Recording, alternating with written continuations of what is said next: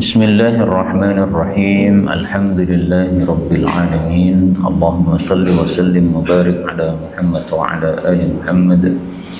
Allahumma anfa'na bima 'allamtana wa 'allimna ma yanfa'una wa zidna ilma wa barik lana fi ilmina warzuqna al-ikhlasa fil qawli wal 'amali kamila wa 'ilman nafi'an la yunsa wa tawfiqan daima wa sihhatan wa yaqinan wa 'afiyah. Allahumma iftah lana kulla khair wa yassir lana kulla umur. Allahumma ansuril mujahidin warhamil mustad'afin wa dammir a'da'ad din wa atmis ala amwalihim amin ya rabbal alamin.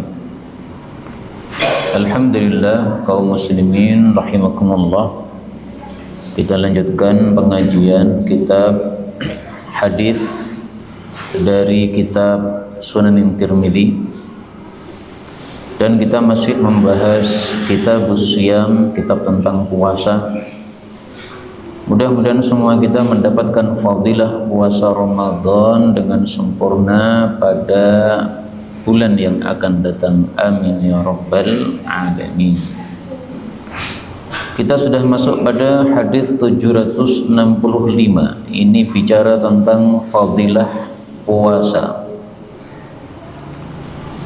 Rasulullah sallallahu alaihi wasallam bersabda, "Inna fil jannati, sesungguhnya di dalam jannah, lababan, sungguh ada pintu yang besar, yud'a ar-rayyan, yang disebut pintu Rayyan. Yud'a lahu, yang dipanggil ke pintu ini as-shaimun, orang-orang yang ahli puasa. Faman kana minas shaimin, maka barang siapa yang dia termasuk ahli puasa, dakhalah, dia pasti masuk dari pintu tersebut. Wa man dakhalahu, dan barang siapa yang masuk ke dalamnya, lam yadhma abada, dia tidak akan haus selama-lamanya. Kaum muslimin rahimani wa rahimakumullah, hadis ini menunjukkan fadilahnya melakukan puasa, yaitu akan masuk surga lewat pintu Rayyan. Pintu Rayyan disebut Rayyan itu dari kata-kata roy yang artinya adalah puas dari dahaga. Orang puasa haus, maka balasannya yang setimpal, yaitu dibikin tidak haus oleh Allah Subhanahu wa taala. Tadi saya artikan baban ini pintu yang besar. Kenapa? Karena di sini ada tanwin. Dalam bahasa Arab istilahnya isim nakirah. Isim nakirah menunjukkan besar, maka baban ini adalah pintu yang besar. Mari kita lihat bagaimana besarnya pintu surga, sebagaimana disebutkan oleh baginda Rasulullah sallallahu alaihi wasallam, lakadhidun. Rasulullah bersabda, ma baina misra'aini, antara dua daun pintu, min masari'il jannah, dari daun-daun pintu jannah, masiratu arba'ina aman, perjalanan selama 40 tahun. Jadi dari sisi pintu dengan sisi pintu sebelahnya, ini kalau kita berjalan, ini perlu perjalanan 40 tahun, Pak. Saking luasnya pintu tadi. Wala ya'tiyanna alaihi yaumun, akan datang kepada jannah satu hari, wa innahu lakadzib, sungguh pintu itu berdesak-desakan orang masuk ke dalam jannah, berarti sangat banyak yang masuk surga. Mudah-mudahan kita termasuk di dalam mereka. Amin ya rabbal alamin. Nah, maka pintu surga ini sangat-sangat luas, sehingga di sini disebutkan baban, ya, pintu yang besar atau pintu yang luas. Kemudian pintu surga itu jumlahnya ada 8, sebagaimana disebutkan oleh Nabi dalam hadis tentang berwudu. Siapa yang berwudu kemudian mengucapkan syahadatain, maka dia akan boleh masuk surga lewat 8 pintu mana saja, bebas. Dan 8 pintu ini dirinci oleh para ulama. Yang pertama adalah babus salat, untuk orang yang ahli salat. Yang kedua adalah babul jihad, untuk orang yang ahli jihad. Yang ketiga adalah babus sedekah, untuk orang yang ahli sedekah. Yang keempat adalah babur rayyan, tadi untuk orang yang ahli puasa. Ini 4 disebutkan dalam satu hadis, 4 pintu ini. Kemudian yang lain-lainnya disebutkan dalam hadis yang lain. Ada babut taubah, untuk orang yang bertobat kepada Allah.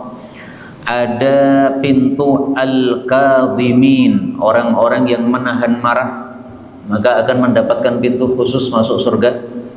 Ada pintu ar-radin, orang-orang yang ridha terhadap apapun takdir dari Allah Subhanahu wa taala, maka Allah senang kepada hamba seperti itu, dikhususkan masuk surga lewat pintu ini.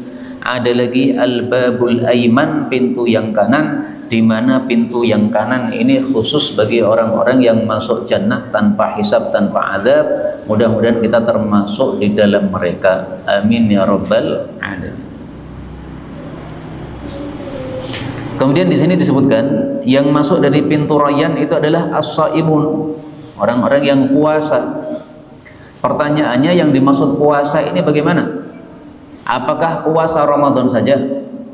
Ataukah harus ada puasa sunnah? Dalam hadis yang lain lafalnya adalah ahlus siyam, orang yang ahli puasa. Sehingga para masyayikh menjelaskan ini yang dipanggil hanya orang-orang yang memang betul-betul ahli puasa. Kalau hanya puasa Ramadan, ya hampir semua umat Islam puasa Ramadan. Tapi ini ahli puasa, berarti punya puasa sunnah. Nah, saya berharap mudah-mudahan yang sudah puasa Ramadan kemudian menambah 6 hari puasa sunnah, yaitu puasa sunnah Syawal atau yang lainnya, maka sudah termasuk ahli siyam di sini, mudah-mudahan. Karena kalau tidak termasuk, ya berarti harus menambah puasa sunnah lagi, Senin Kemis misalnya, atau Ayyamul Bid misalnya. Para ulama dalam masalah puasa ini ada 2 macam. Ada ulama-ulama yang memperbanyak puasa, ada yang mensedikitkan puasa. Panjenengan yang sedikit puasa, ini saya bacakan ken senang. Ken senang, Pak, karena menyenangkan hati orang dapat pahala. Termasuk saya menyenangkan hati saya sendiri, karena saya bukan ahli puasa. Di sini dalam kitab Musannaf ada kitabus siyam, kitab tentang puasa. Di sini ada bab man kana yukthirus shaum, orang-orang yang memperbanyak puasa, wa ya'muru bidzalik, dan menyuruh orang lain untuk melakukannya. Di antaranya adalah Abu Talhah, ini bapak tirinya Anas. Dia memperbanyak puasa di masa Nabi. Kemudian setelah Nabi wafat tidak pernah tidak puasa kecuali kalau sakit.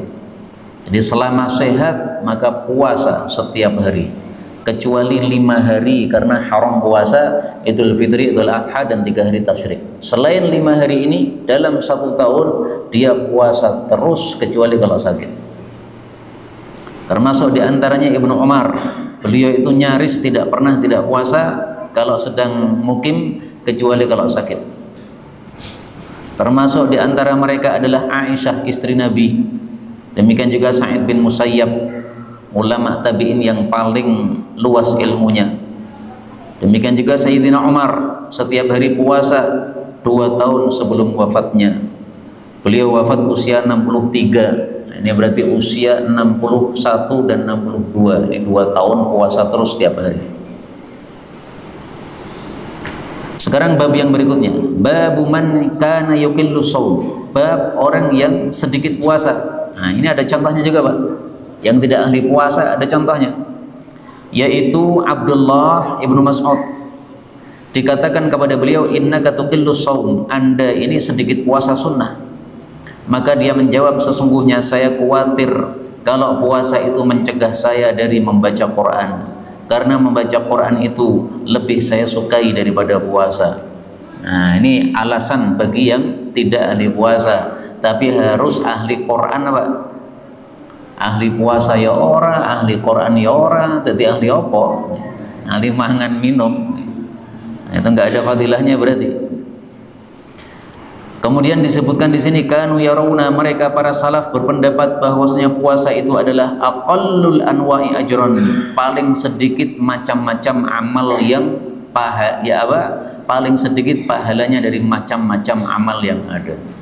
Menurut sebagian ulama ini, ya, tapi ini pendapatnya belum tentu benar karena puasa itu mestinya pahalanya banyak. Abu Dzar berpendapat qurbatun laisa hunalika, puasa itu adalah satu amal untuk mendekatkan diri kepada Allah, tapi yang tidak termasuk yang tingkat atas, yaitu biasa saja. Tapi ini sekedar pendapat ya, bisa benar bisa salah. Kana min aqalli a'malihimus shaum, adalah para salaf amal yang paling sedikit mereka lakukan itu adalah puasa. Nah, maka ada yang ahli puasa, ada juga yang tidak ahli puasa. Kalau kita merasa bukan termasuk yang ahli puasa, maka mari kita menjadi ahli yang lainnya, ahli tilawah Quran sebagaimana Ibnu Mas'ud tadi, atau ahli-ahli yang lainnya.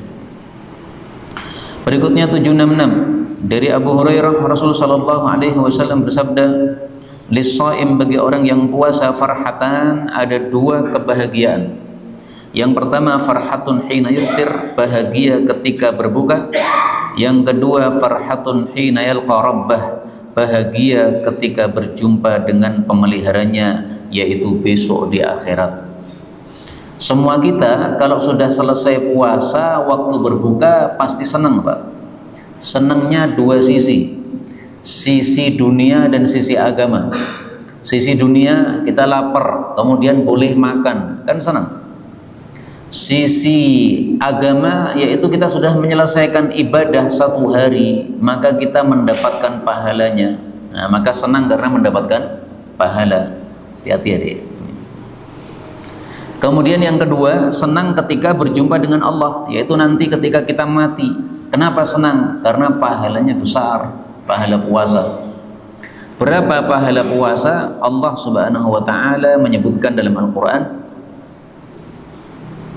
innama yuwaffas sabiruna ajrahum bighairi hisab. Surat Az-Zumar ayat 10. Tiada lain disempurnakan pahalanya orang-orang yang sabar tanpa hitungan. Nah, para ulama mengatakan puasa termasuk orang-orang yang sabar, karena sabar itu artinya menahan, dan puasa itu menahan dari makan, minum, dan jima. Nah, berarti termasuk as-sabirun. Maka ini pahalanya tanpa hitungan, sangat banyak sekali pahalanya. Berikutnya bab ma jaa fi shaumid dahr, bab tentang puasa sepanjang tahun atau puasa setiap hari. Apakah boleh ataukah tidak? Hadis 767 dari Abu Qatadah radhiyallahu an, ditanyakan, ya Rasulullah, bagaimana terhadap orang yang puasa sepanjang tahun, puasa setiap hari? Maka beliau mengatakan, la shoma, dia sama dengan tidak puasa, wala aftara, tapi juga sama dengan tidak berbuka. Au qala, atau Nabi bersabda, lam yasum, dia belum berpuasa, walam yuftir, dia juga tidak berbuka.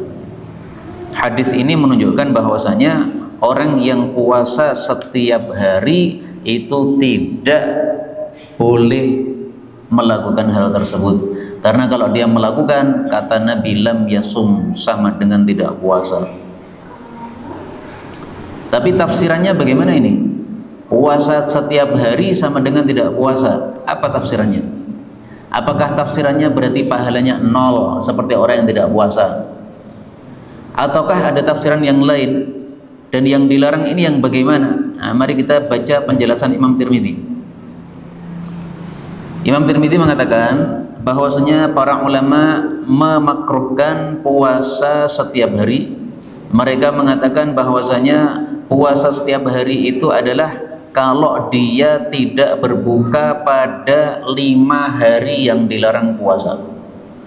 Yang pertama hari Idul Fitri, yang kedua hari Idul Adha, yang ketiga dan keempat dan kelima itu adalah hari tasyrik 3 hari. Nah, ini 5 hari haram puasa. Kalau nekat puasa, itulah yang dimaksud dalam hadis ini, puasa setiap hari. Adapun orang yang berbuka pada 5 hari ini, maka dia sudah keluar dari makruh tersebut atau larangan tersebut, dan dia tidak disebut puasa setiap hari. Penjelasan seperti ini adalah penjelasan Imam Malik, Imam Syafi'i, dan Ahmad. Berarti ini penjelasan mayoritas para ulama rahimahumullahu ta'ala. Tapi apakah ada penjelasan yang lain? Ada, ya. Ya, sebagian kecil ulama berpendapat puasa setiap hari tidak boleh.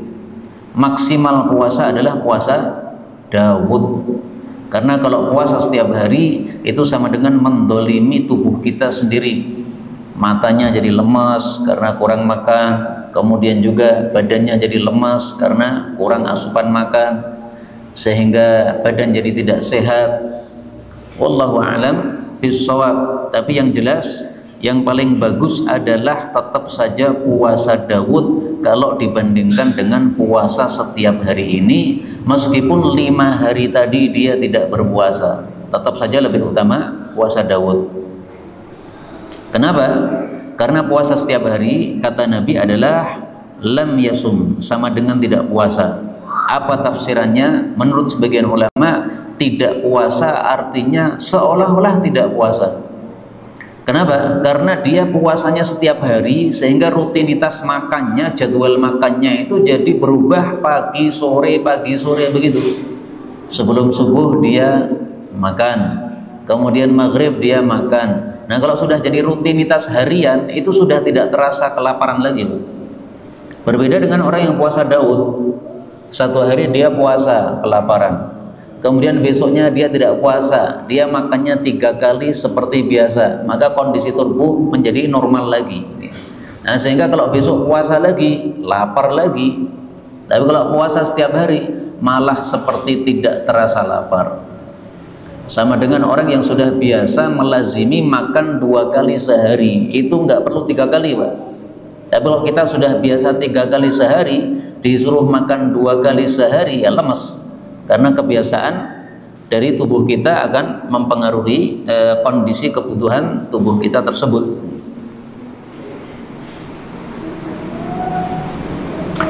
Berikutnya babu ma jaa fi sardis shaum, bab tentang orang yang terus-menerus berpuasa. Maksudnya terus-menerus berpuasa ini beberapa hari melakukan puasa bertubi-tubi. Misalnya orang puasa 5 hari, bertubi-tubi 5 hari puasa. Jadi bukan puasa setiap hari, tetapi kadang-kadang puasa beberapa hari bertubi-tubi, ya, 10 hari, 20 hari, 5 hari. Hadis 768. Dari Abdullah bin Syaqiq, dia bertanya kepada Aisyah tentang puasanya Nabi SAW. Maka Aisyah mengatakan, karena adalah Nabi yasumu, biasanya puasa, hatta naqul, sehingga kami mengatakan qad shama, beliau akan puasa terus. Wa yuftiru, kadang-kadang beliau berbuka, hatta naqul, sehingga kami mengatakan qad aftara, beliau akan berbuka terus. Qalat, Aisyah mengatakan, wa ma shama Rasulullah sallallahu alaihi wasallam, dan Nabi tidak pernah puasa syahron kamilan, 1 bulan penuh, illa Ramadan, kecuali di bulan Ramadan. Hadis ini menunjukkan 2 hal. Yang pertama, puasa sunnah mutlak. Puasa sunnah mutlak adalah puasa sunnah tanpa sebab. Kalau Senin Kemis itu sebabnya Senin sama Kemis. Ayamul Bid sebabnya tanggal 13, 14, 15. Nah, di sini Nabi puasa sunnah mutlak. Artinya pengen puasa ya puasa. Terus kalau beliau pas pengen puasa itu berhari-hari puasa. Tapi kalau beliau pas pengen tidak puasa, berhari-hari juga tidak puasa. Nah, sehingga Nabi nggak bisa ditebak kapan puasa, kapan tidak, nggak bisa ditebak. Karena kalau pas puasa itu berhari-hari puasa terus. Kalau pas tidak puasa ya berhari-hari tidak puasa. Nah, sehingga orang tidak tahu ini Nabi pas puasa atau tidak. Dan dengan perbuatan seperti ini amal kita jadi tersembunyi, Pak. Beda kalau kita puasa Senin Kemis, lama-lama orang tahu. Karena setiap Senin diajak makan kok dia tidak mau makan. Oh, ketahuan ternyata puasa Senin Kemis. Kalau puasa model Nabi seperti ini nggak akan ketahuan dia puasa. Kecuali kalau ditanya, ya, karena puasanya tidak bisa ditebak tadi. Itu namanya puasa sunnah mutlak. Jadi boleh puasa sunnah mutlak tanpa sebab, pokoknya pengen puasa ya puasa. Seperti ketika Nabi pagi-pagi tanya istrinya, apakah ada nasi? Tidak ada. Nah, maka beliau mengatakan, kalau begitu saya puasa. Kemudian yang kedua, hadis ini menunjukkan bahwa puasa sunnah itu jangan 1 bulan penuh, karena tidak sesuai sunnah Nabi Sallallahu Alaihi Wasallam. Sama dengan orang yang melakukan puasa setiap hari tadi, itu tidak sesuai sunnah Nabi. Karena dalam 1 bulan 30 hari Nabi itu ada puasanya, ada berbukanya. Ini mirip dengan tahajud. Tahajud dari Isya sampai subuh tidak ada tidurnya, ini tidak sesuai sunnah Nabi. Yang sesuai adalah dalam 1 malam ada tidurnya, ada tahajudnya. Nah, maka yang paling bagus adalah dalam masalah puasa, dalam 1 bulan itu ada 1 hari atau beberapa hari yang kita puasa padanya. Itu lebih utama daripada yang tidak puasa sama sekali. Demikian juga lebih utama daripada yang puasanya setiap hari, karena tidak sesuai sunnah Nabi Sallallahu Alaihi Wasallam.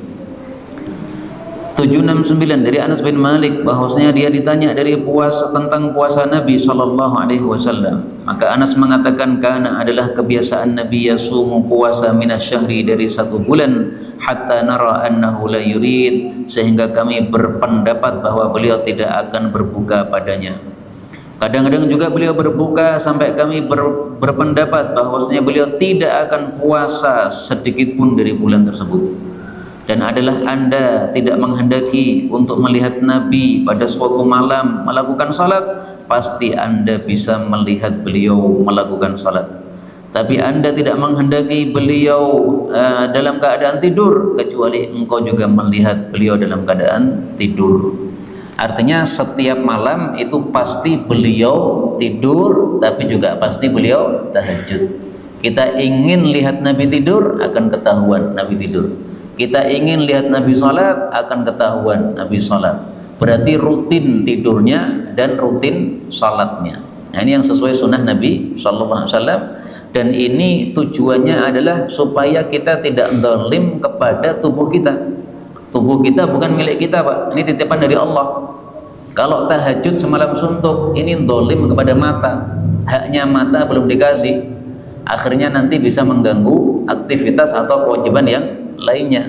Maka berikanlah setiap segala sesuatu akan haknya. Itulah yang disebut sebagai muwazanah, yaitu seimbang di dalam kita beramal. Kalau terlalu dahsyat tahajudnya, ini berarti ifrat, berlebihan ke atas. Atau terlalu dahsyat tidurnya, tahajudnya cuma 1 rakaat saja, maka ini tafrid, ini berlebihan ke bawah. Kalau Nabi sedang-sedang, tidak tafrid, tidak ifrat. Berikutnya 770 dari Abdullah bin Amr, Rasulullah Shallallahu Alaihi Wasallam bersabda, afdalus shaumi, puasa yang paling utama, shaumu akhi Daud, puasa saudara saya Nabi Daud. Bagaimana itu? Kana yasumu yauman, adalah beliau puasa 1 hari, wa yuftiru yauman, dan berbuka 1 hari. Wala yafiru, dan beliau tidak lari, idza laqa, apabila berjumpa, yaitu dengan musuh. Hadis ini menunjukkan bahwa puasa yang paling utama, puasa sunnah, itu adalah puasa Daud. Dan puasa Daud itu tidak harus seumur hidup, Pak. Seandainya panjenengan pengen mencoba 1 tahun, silahkan, nggak ada masalah. Tapi memang amalan paling utama adalah amalan yang kontinu sampai kita mati. Tapi bukan berarti menjadi berdosa kalau kita mencoba 1 tahun, habis itu kemudian kita tidak melanjutkan karena ternyata nggak kuat. Atau kita niatan mencoba 1 bulan, atau kita niatan mencoba 1 pekan, bukan berarti berdosa, bukan. Ya silahkan, nggak ada masalah. Mencoba puasa Daud 1 pekan, kalau kuat saya akan lanjut 2 pekan, kalau kuat akan lanjut 1 bulan, kalau kuat akan lanjut 1 tahun, kalau kuat akan lanjut sampai mati, silahkan, nggak ada masalah ya. Dan kalau tidak kuat kemudian kita tidak melanjutkan juga tidak ada masalah, karena ini hukumnya adalah sunnah saja, tidak wajib. Kemudian kelebihan Nabi Daud, selain puasanya kuat, itu juga tubuhnya kuat dan keberaniannya kuat, tidak lari ketika berjumpa dengan musuh. Ini berarti orang-orang yang keberaniannya dahsyat dan kekuatan tubuhnya juga dahsyat sehingga menghadapi musuh semuanya tidak ada yang ditakuti musuh-musuh tersebut. Kelebihan Nabi Daud yang tidak disebutkan dalam hadis ini adalah beliau tidak pernah mau makan kecuali dari hasil kerja tangannya sendiri. Karena waktu itu diceritakan Nabi Daud tanya kepada malaikat, kekurangan saya apa? Maka dijawab oleh malaikat ini, kekurangan kamu itu tidak ada kecuali satu saja, yaitu kamu makan dari uang rakyatmu. Memang raja Pak mengatur rakyat, nah, sehingga pantas untuk digaji karena dia bekerja kan. Tapi lebih bagus kalau makan bukan dari uang rakyat. Nah, maka akhirnya beliau kemudian minta kepada Allah pekerjaan tangannya supaya dia bisa makan dari hasil kerja tangannya tadi. Akhirnya oleh Allah dibuat tangannya ini bisa membuat pedang dan baju besi dari besi, nah, sehingga tidak perlu alat-alat yang lainnya, cukup tangan saja. Ini mukjizat bagi Nabi Daud alaihi salatu wassalam. Habis itu beliau tidak pernah makan kecuali dari hasil kerja tangannya. Sehingga kalau beliau ngajar di sini dikasih roti ini nggak akan diambil Pak. Kenapa? Ini bukan hasil kerja tangan saya. Dia akan ngambil uangnya, hasil kerja tangannya, kemudian beli roti sendiri dimakan. Bukan haram, bukan ya. Tapi memang beliau pilih seperti itu. Kemudian di sini disebutkan oleh para ulama bahwasanya puasa yang paling utama puasa sehari berbuka sehari, dan itulah asyaddus siyam, puasa yang paling berat. Kenapa disebut puasa yang paling berat? Karena tadi kalau kita puasa sehari tidak puasa sehari, itu kondisi tubuh menjadi normal lagi. Nah, kalau normal lagi disuruh puasa berat lagi. Kemudian besok normal lagi puasa berat lagi. Beda dengan yang puasa setiap hari. Jadi ada dua orang, satunya puasa setiap hari, satunya puasa Daud. Ini yang lebih besar pahalanya yang puasa Daud. Ini keluar dari kaidah asal Pak. Kaidah asal, siapa yang beramal lebih banyak maka pahalanya lebih besar. Ini kaidah asal. Tapi ini keluar dari kaidah asal. Ini orang puasa setiap hari, berarti dalam satu bulan puasa 30 hari. Ini puasanya 15 hari, separuh bulan, yaitu puasa Daud. Yang lebih besar pahalanya yang puasa Daud. Kenapa? Sebabnya dua tadi. Sebab yang pertama karena dalil Rasulullah mengatakan afdal, yang paling utama puasa adalah puasa Daud, yaitu pahalanya paling besar. Afdal itu maksudnya pahalanya paling banyak. Kemudian alasan yang kedua karena puasa Daud meskipun hanya 15 hari dalam satu bulan lebih berat daripada yang puasa setiap hari atau 30 hari tadi. Nah, maka pahala disesuaikan dengan lelah yang kita dapatkan dalam beramal yang kita lakukan, sebagaimana sabda Nabi SAW. Beliau mengatakan kepada Aisyah, ya Aisyah, wahai Aisyah, innama laki minal ajr, sesungguhnya kamu dapat pahala ala qadri nasabiki wa nafaqatiki, sesuai lelah yang kamu dapatkan dalam ibadah dan sesuai nafkah yang kamu keluarkan di dalam ibadah tersebut. Berikutnya babu ma jaa fi karahiyatis shaum, bab dimakruhkannya berpuasa yaumal fitri wan nahar, pada hari Idul Fitri dan Idul Adha. Ini termasuk kata-kata makruh yang maksudnya haram. Dan sudah sering saya sampaikan, istilah ulama-ulama dulu menyebut haram dengan istilah makruh. Kalau istilah ulama-ulama sekarang namanya haram itu berbeda dengan makruh. Makruh itu derajatnya lebih rendah, kalau haram lebih tinggi ya, karena sampai berdosa.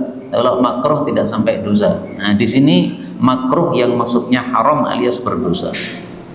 Hadis 771 dari Umar bin Khattab, pada suatu hari raya Idul Adha, pada habis salah qabla al-khutbah, beliau salat lalu kemudian khutbah. Lalu beliau mengatakan, saya mendengar Rasulullah SAW melarang dari puasa pada 2 hari ini. 2 hari apa? Yang pertama, amma yaumul fitr, adapun pada Idul Fitri itu adalah berbukanya kalian dari puasa kalian, dan itu adalah perayaan bagi umat Islam. Yang kedua adalah adapun hari Idul Adha, maka silahkan kalian makan dari daging-daging sembelihan kalian. Inilah sebabnya 2 hari ini dilarang puasa. Puasa Ramadan sudah selesai, maka harus berbuka setelah itu. Tidak boleh langsung puasa sunnah.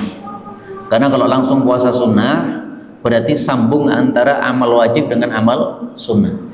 Sambungnya amal wajib dengan amal sunnah menyebabkan binasanya umat Islam, sebagaimana dalam hadis yang lain. Makanya habis sholat pun tidak boleh, habis sholat jamaah, sholat isya nanti kemudian kita langsung berdiri sambung sholat sunnah, nggak boleh. Harus ada jedanya. Ambil roti dulu, makan 1 helai roti, nah, habis itu silahkan sholat sunnah. Atau zikir dulu, habis itu silahkan sholat sunnah. Atau ngobrol dulu sama sebelahnya, ya habis itu salat sunnah. Nggak langsung berdiri, nggak boleh, karena tidak ada pembedanya antara yang wajib dengan yang sunnah. Nah, adapun Idul Adha ini adalah hari makan minum. Allah kasih kita makan minum, sehingga tidak sopan kalau kita malah puasa. Seolah-olah kita tidak butuh kepada hidangan dari Allah Subhanahu wa Ta'ala. Ini seperti seorang tamu yang dihidangi tapi dia sombong tidak mau mengambil makanan. Makananmu ini biasa, saya nggak mau. Nah, ini sombong begini nggak sopan. Nah, demikian juga kepada Allah, Idul Adha kita dikasih daging oleh Allah, malah kita puasa, ini tidak sopan kepada Allah Subhanahu wa Ta'ala. Berikutnya 772 dari Abu Sa'id Al-Khudri, Rasulullah Shallallahu Alaihi Wasallam melarang dari 2 puasa. Yang pertama adalah Idul Adha, yang kedua adalah Idul Fitri. Berikutnya babu maja'a fi karahiyatis shaum, bab makruhnya puasa, maksudnya haramnya puasa fi ayyamit tasyrik, pada hari-hari tasyrik. Hari tasyrik itu dilarang puasa karena hari tasyrik ini juga merupakan hari makan minum sama dengan Idul Adha, sehingga hukumnya disamakan dengan Idul Adha, yaitu haram melakukan puasa. Kalau nekat puasa bagaimana? 1, puasanya tidak sah. 2, dia berdosa. 3, tidak mendapatkan pahala puasa. Jadi puasanya tidak sah karena an-nahyu yufidul fasad. Namanya larangan itu menyebabkan sesuatu yang dilarang jadi rusak, berarti amalannya tidak sah. Kemudian dia berdosa karena dilarang malah melanggar. Kemudian dia tidak mendapatkan pahala puasa karena puasanya tidak sah, maka tidak mendapatkan pahala. Amal sah mendapatkan pahala, amal tidak sah tidak mendapatkan pahala. Tapi kadang-kadang juga amalnya sah tapi tidak mendapatkan pahala karena suatu sebab. Hadis 773 dari Uqbah bin Amir, Rasulullah Shallallahu Alaihi Wasallam bersabda, Yaumu Arafah, hari Arafah, wa Yaumun Nahri, dan Idul Adha, wa ayyamut tasyrik, dan hari-hari tasyrik adalah iduna ahlul Islam, hari raya kita umat Islam, wa hiya ayyamu aklin wa syurbin, dan ini adalah hari makan dan minum. Ini derajatnya sahih. Nah, kata-kata ayyamu aklin wa syurbin, hari makan minum, ini kembalinya kepada hari Idul Adha dan ayyamut tasyrik. Karena di sini Nabi menyebutkan 3 macam hari. Hari Arafah, hari Idul Adha, dan hari tasyrik. Nah, yang dimaksud makan minum ini yang 2 hari saja, yaitu hari raya Idul Adha dan hari tasyrik. Kalau hari Arafah ini bukan hari makan minum, ini justru malah hari puasa sebagaimana hadis yang lain. Riwayat Muslim, Rasulullah bersabda, saya berharap puasa Arafah menghapus dosa selama 2 tahun. Puasa Asyura menghapus dosa selama 1 tahun. Nah, maka ayyamu aklin wa syurbin, ya, ini tidak kembali kepada hari Arafah. Kemudian di sini Imam Tirmidzi menjelaskan pendapat para ulama bahwasanya mereka itu memakruhkan puasa di hari-hari tasyrik, maksudnya mengharamkan. Hanya saja beberapa sahabat Nabi SAW dan ulama-ulama yang lain membolehkan bagi orang yang haji tamattu' apabila tidak mendapati binatang hadiyu untuk disembelih dan dia belum puasa pada 10 awal Dzulhijjah, maka dia boleh puasanya pada hari tasyrik. Dan itulah yang dijelaskan oleh Imam Malik, Syafi'i, dan Ahmad. Ini untuk orang yang haji tamattu'. Karena orang yang haji tamattu' dia harus melakukan puasa 10 hari sebagaimana disebutkan di dalam Al-Qur'an. Faman tamatta'a bil umrati ilal haji famastaysara minal hadi. Dia harus menyembelih binatang hadiu. Kalau tidak mendapatkan binatang hadiu, nah baru harus puasa 10 hari. Tapi kalau sudah mendapatkan binatang hadiu, ya nggak wajib puasa. Tapi nggak dapat binatang hadiu, maka puasa 3 hari di waktu haji dan 7 hari ketika sudah pulang kampung. 7 harinya di Indonesia puasanya, 3 harinya di Mekah. Nah kalau dia belum puasa dari tanggal 1 sampai tanggal 9 Dzulhijjah, otomatis mau nggak mau harus puasa tanggal 11, 12, 13, terpaksa. Nah ini terpaksa maka boleh, karena kalau dia tidak segera puasa pada 3 hari tersebut, padahal dia tanggal 14 sudah pulang, nah berarti dia tidak bisa melakukan perintah ini, yaitu puasa 3 hari pada waktu haji, maksudnya pada waktu masih berada di Mekah.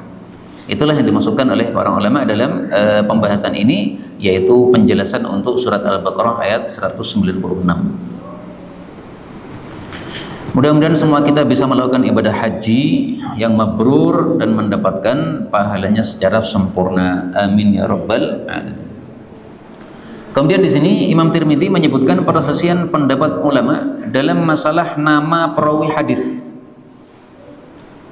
Tadi di dalam hadisnya ada perawi bernama Musa. Nah Musa ini bin siapa? Ini diperselisihkan oleh para ulama. Ada yang mengatakan Musa bin Ali. Ini adalah orang-orang Irak yang mengatakan seperti itu. Lalu orang-orang Mesir mereka mengatakan Musa bin Ulay. Jadi tulisannya sama, bacanya beda. Kalau Ali, ini A-nya di fathah, Ali. Kalau Ulay ini A-nya di dhammah, Ulay. Di sini tertulis Uli, ini salah nih. Mestinya apa? Ulay. Apa sih bedanya antara Ali dengan Ulay? Ulay itu artinya Ali kecil, Ali cilik. Makanya Imam Laits bin Sa'ad, ulama Mesir, dia mengatakan Imam Musa bin Ali ini mengatakan, saya tidak menghalalkan orang yang mengecilkan nama bapak saya. Jadi dia nggak terima kalau nama bapaknya dibuat kecil, Ali menjadi Ulay, nggak terima dia, seolah-olah apa? Mengecilkan bapaknya. Dan ini biasa orang Arab seperti ini. Jadi seseorang dipanggil dengan nama kecil, misalnya begini, Anas, nah, dipanggil Unes. Unes maksudnya Anas kecil. Nah, itu biasa dalam bangsa Arab. Bukan untuk meremehkan, tapi malah untuk apa? Kesayangan atau karena kedekatan. Kadang juga diubah kecil seperti ini untuk tawadhu. Ada seorang namanya Abdullah, kemudian dia dikenal dengan nama Ubaidillah, padahal namanya Abdullah. Kenapa? Dia mengecilkan dirinya sendiri supaya dia tidak merasa sombong. Nah, maka dia mengatakan saya ini Ubaidillah. Nah, sehingga dalam nasab para habaib itu ada nasab Ubaidillah, sementara namanya Abdullah. Ini dianggap ini dua orang yang berbeda, padahal ini satu orang yang sama. Dia menyebut namanya Ubaidillah, padahal akta kelahirannya Abdullah, karena untuk apa? Tawadhu'an, untuk mentawadhu'kan diri sendiri. Enggak ada masalah seperti ini. Tapi kalau di sini Musa bin Ulay, sebaiknya kita baca Musa bin Ali supaya tidak bermasalah dengan perawi ini yang tidak terima dipanggil Musa bin Ulay. Ini yang dapat kita pelajari pada pertemuan kali ini, betulnya dari Allah Subhanahu wa taala. Kalaupun ada salahnya fa astaghfirullahal azim li wa lakum walhamdulillahi rabbil alamin.